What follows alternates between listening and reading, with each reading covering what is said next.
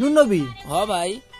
এই আবহাওয়া দিয়ে মেঘ মতো হয়ে গেল, এখনই শীত লাগে আবার এখনই গরম লাগে। হ ভাই, বিষয়টা তো ভাবার মতোই।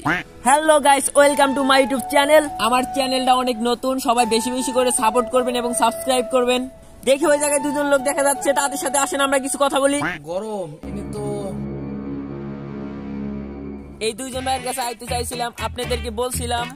এখন ভাই আমার চ্যানেল সম্পর্কে কিছু বলেন, এটা আমার নতুন চ্যানেল। ওই দিক থেকে ধরো, ওই দিক থেকে ভালো ফোকাস যাইব। ভাই বিষয়টা কিন্তু ইন্টারেস্টিং, কিছু কয়ে দাও, কইলেই ভাইরাল।